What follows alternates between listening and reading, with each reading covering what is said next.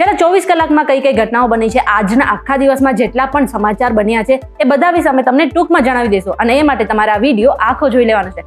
અને શરૂઆત આપણે ગુજરાતથી કરીએ. અને અત્યારે ગુજરાત નહીં પરંતુ આખા દેશમાં બે નામ સૌથી વધારે ચર્ચિત છે.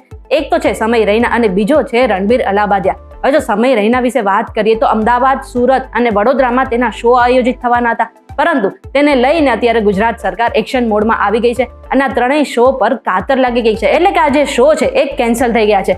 પણ મહત્વની વાત એ છે કે આ જે વિવાદ હતો એમ છતાં પણ આ ત્રણેય શોની જેટલી ટિકિટો હતી બધી વહેંચાઈ ગઈ હતી. પણ હવે અત્યારે આ શો કેન્સલ થઈ ગયો છે. એ આજના મોટા સમાચાર છે. આપણે બધાને ખબર છે કે અમેરિકામાંથી જેટલા પણ લોકો ગેરકાયદેસર રીતે રહી રહ્યા હતા બધા જ લોકોને ડિપોર્ટ કરવામાં આવી રહ્યા છે. હવે ક્યાંક ને ક્યાંક ભારત પણ આવું જ કરવા જઈ રહ્યું છે. અમદાવાદમાંથી જેટલા પણ બાંગ્લાદેશીઓ ખાસ કરીને ગેરકાયદેસર રીતે રહી રહ્યા હતા ને બધા જ લોકોને હવે ડિપોર્ટ કરવાનો પ્લાન તૈયાર કરવામાં આવ્યો છે. અને અત્યાર સુધીમાં 15 જેટલા બાંગ્લાદેશીઓને તો ડિપોર્ટ પણ કરી નાખ્યા છે. કમિંગ ઓપરેશન દરમિયાન 50 બાંગ્લાદેશી ઝડપાયા હતા. ઝડપાયેલા લોકોમાંથી 15 ને હાલ ડિપોર્ટ કરી દેવાયા છે. આ 15 લોકો દેહ વેપાર માટે, સગીર છોકરીઓની હેરાફેરી અને ગેરકાયદેસર ઇમિગ્રન્ટ્સ માટે નકલી ભારતીય દસ્તાવેજો બનાવવા જેવા કૃત્યોમાં સંડોવાયેલા હતા.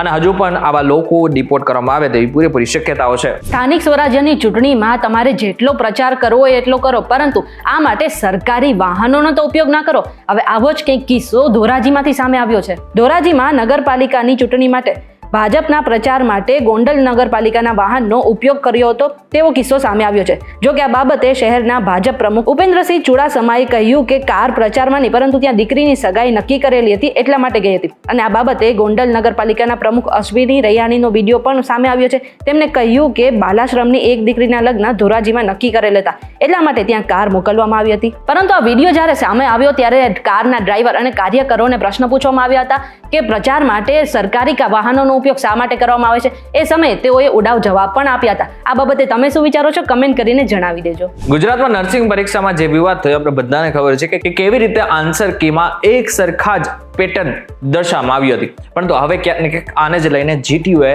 આરોગ્ય વિભાગને આની એક માહિતી આપી છે. ઉમેદવારોના માર્ક્સ અને આન્સર કી સંદર્ભે આ માહિતી અપાઈ છે.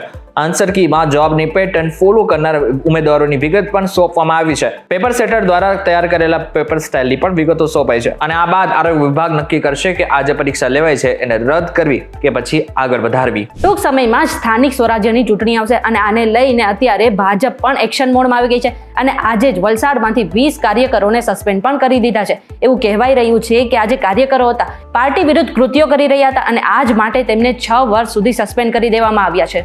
આજે સુરતમાં એક ખરાબ સમાચાર એ સામે આવ્યા કે જ્યાં ગેસનો બાટલો ફાટવાને કારણે એક યુવતીનું મોત થઈ ગયું. આ ઘટના સુરતના સચિન જીઆઈડીસી વિસ્તારમાં બની હતી. ગંભેણી ગામના રામેશ્વર સોસાયટીમાં આ ઘટના બની હતી જ્યાં ઘટનામાં એક યુવતીનું મોત થઈ ગયું છે. ઘટનાને પગલે સમગ્ર વિસ્તારમાં અફરાતફરીનો માહોલ પણ સર્જાયો. હવે આ ઘટનાના સીસીટીવી તો સામે આવ્યા છે પરંતુ હવે પોલીસે પણ આગળની કાર્યવાહી હાથ ધરી છે. પહેલા રસ્તા બનાવો અને રસ્તા બને ત્યાં સુધી એ રસ્તા બંધ રાખો. એ પછી રસ્તામાં ભૂવા પડે એ એટલા માટે એના સમારકામ માટે એ રસ્તાઓને બંધ કરી દો. આવું જ કંઈક વડોદરા તંત્રનું માનવું છે. વડોદરામાં અકોટા 4 રસ્તાથી ગાય સર્કલ જવાના રસ્તે 4 ફૂટ પહોળો અને 3 ફૂટ ઊંડો ભૂવો પડ્યો હતો. થોડા સમય પહેલા જ કોર્પોરેશને આ રોડ બનાવ્યો હતો અને આ રોડને સ્માર્ટ રોડ તરીકે પણ ઓળખાતો હતો. આટલું જ નહીં, વડોદરાના અકોટાથી મુજમહુડા રોડ પર 17 ભૂવા પડતા એ રસ્તો પણ 6 મહિના માટે બંધ કરી દેવામાં આવ્યો છે. આ પ્રશ્ન એ છે કે શું કોર્પોરેશન આ સ્માર્ટ રોડને પણ 6 મહિના માટે બંધ કરી દેશે કે નહીં. અને એટલું જ નહીં, કોર્પોરેશને છેલ્લા 6 મહિનામાં 50 કરોડથી વધારે રૂપિયા પણ આ ભૂવાના સમારકામ માટે ખર્ચ્યા છે. હવે વાત કરી લઈએ જામનગરની જે જીજી હોસ્પિટલ છે એ અવારનવાર વિવાદમાં આવતી હોય છે. ફરી એકવાર વિવાદમાં આવી છે કે જ્યાં જે હોસ્પિટલની લોબી છે ને ત્યાં શ્વાન જોવા મળ્યો છે અને આ જે શ્વાન છે એ સતત આટાફેરા મારતો હોય એવું પણ જોવા મળ્યું છે. મહત્વની વાત તો એ છે કે આ પહેલી વખત નથી કે જ્યારે જીજી હોસ્પિટલમાં આ પ્રકારની ઘટના બની હોય. આવી ઘણી ઘટનાઓ આપણી સામે આવતી રહી છે પરંતુ આની ઉપર એક્શન ક્યારે લેવાશે એના ઉપર પ્રશ્ન થાય છે. હવે આપણે મેચની વાત કરી લઈએ તો અત્યારે સૌથી વધારે કોઈ ચર્ચિત મુદ્દો હોય છે તો એ છે ચેમ્પિયન્સ ટ્રોફી. આ પ્રશ્ન એ હતો કે આ ચેમ્પિયન્સ ટ્રોફીમાં જસપ્રીત બુમરાહ રમશે કે નહીં. હવે આ બાબતે એક મોટી અપડેટ એ સામે આવી ગઈ છે. બીસીસીઆઈએ કહી દીધું છે કે બુમરાહને પીઠમાં ઈજા થઈ છે અને આ જ કારણે ચેમ્પિયન્સ ટ્રોફીમાં તે ભાગ નહીં લઈ શકે અને તેની જગ્યા પર હર્ષિત રાણાને અત્યારે ટીમમાં સામેલ કરી દેવામાં આવ્યો છે. આટલું જ નહીં, બીસીસીઆઈએ વધુ એક ફેરફાર કર્યો છે કે આ ટીમમાં તેમને વરુણ ચક્રવર્તીને સામેલ કરી દીધો છે.